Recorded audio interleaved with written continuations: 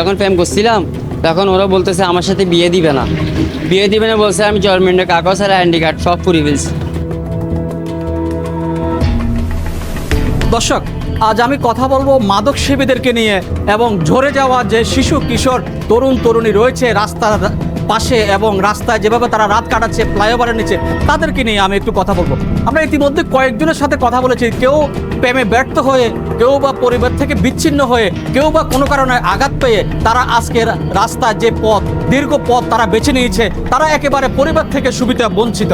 এখানে আমি যদি একটু বলে রাখি, যেমন বাংলাদেশ সরকারের পক্ষ থেকে যে বাংলাদেশ সরকারের দায়িত্ব রয়েছে এই ধরনের পথগ্রস্ত মানুষদেরকে, পথ বঞ্চিত এবং সুবিধা বঞ্চিত মানুষদেরকে পাশে দাঁড়ানো, ওদের প্রপার ট্রিটমেন্ট করা, ওদের কেয়ারিং করা এবং ওদেরকে যে স্বাস্থ্য সেবা তাদেরকে চিকিৎসা করিয়ে পরিবারের কাছে ফেরত দেওয়া এবং তাদের বাসস্থানের নিশ্চিত পরিবেশ তৈরি করা, এবং যারা মাদক সেবন করছে তাদেরকে যে ট্রিটমেন্টের মাধ্যমে যে মাদক সেবনকারী তাদেরকে প্রপার ট্রিটমেন্ট দিয়ে মাদক থেকে তাদেরকে ফিরিয়ে আনা, সেটি দায়িত্ব রয়েছে। এবং যে এনজিওগুলি রয়েছে, এনজিওগুলির দায়িত্ব হচ্ছে মূল প্রধান কারণ তারা যে মাদক সেবী রয়েছে এবং সুবিধা বঞ্চিত যে পথগ্রস্ত মানুষ পথে রাস্তায় পড়ে আছে তাদেরকে আইডেন্টিফাই করে সরকারের কাছে প্রেজেন্টেশন করা এবং সরকারকে সহযোগিতা করা। কিন্তু এনজিওগুলি শুধু তাদের টাকাই কামিয়ে নিচ্ছে, কিন্তু তাদের যে কর্ম যেটা তাদের করার কথা ছিল তারা সেটি থেকে নিজেকে দূরে সরে রেখেছে, তারা সেটি করছে না।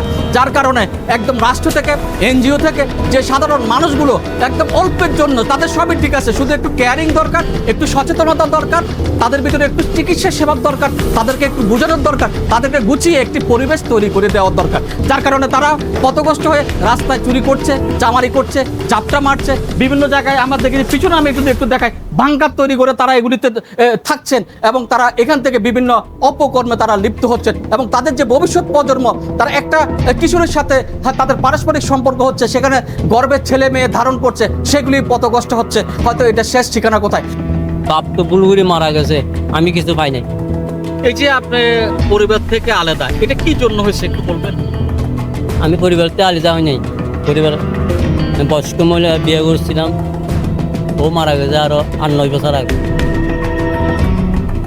এমনি আমার মেয়েদের সাথে যোগাযোগ আছে। আমি আপনাকে একটু বলি, যেমন আপনার একটা জায়গা আছে গর্বিটা, পৈতৃক সম্পত্তি, মা বাবা, এগুলি থেকে আপনি বিচ্ছিন্ন কেন? ও আচ্ছা, এগুলি বিচ্ছিন্ন, এগুলো বাবারা ভুল করে গেছে। আমি সৎ ভাইয়ের সাথে ঝগড়া করি, আমি আলাদা হয়ে গেছি। অনেক আন্দোলন গেলে আমি 40 বছর মধ্যে আমি এই আন্দোলন গেলে আমি ছিলাম।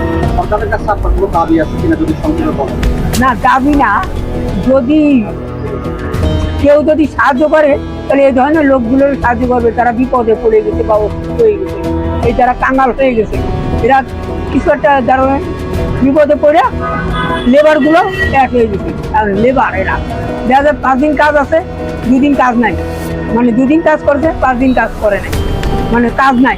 এখন কি করবে? এই খাবারটাও তো নাই এর কাছে। আপনি বিয়ে করেন নাই? করছিলাম। ছেলে মেয়ে কয়জন? আমি 4-5 জন। ওরা কি আপনার খোঁজ খবর নেয় না? না, সরকার তারপর দাবি জানাইছে, সরকারিতে দেয় না। বলেন, দাবি যেটা জানা এটা তো দেয় না। বলেন আপনি। এই চাইলে কিছু খাওয়ান দাওয়ান এটা সরকারের দেয় না। আপনার থাকার কোনো জায়গার দরকার নেই? আছে, দেয় না তো। এখন রাস্তা থাকছেন কেন? থাকতেছি যে আমি লাভ ম্যারেজ করে বিয়ে করছি, তো লাভ ম্যারেজ করে বিয়ে করছি। আমার ওয়াইফে বাসায় যেখানে চাকরি করতো 12.5 আনা স্বর্ণ চুরি করে আনছে। আমি বলছি যে আমি রিক্সা চালাই আনি খাওয়াইতেছি, ছেলে মেয়েদেরকে খালি বিরিয়ানি আনি খাওয়াচ্ছে। একটা দিন তো বাজার করাচ্ছে ঠিক মতন।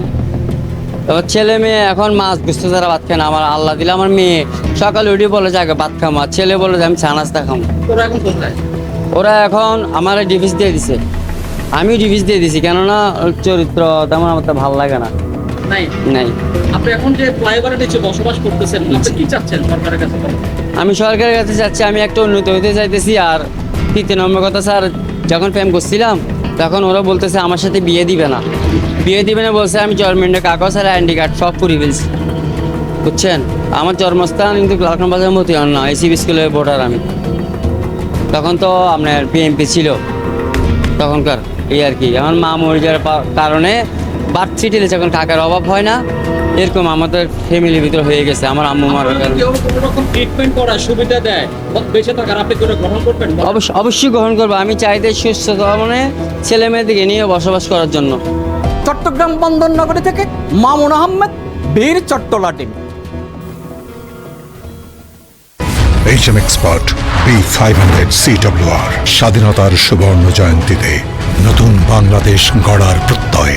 HM Steel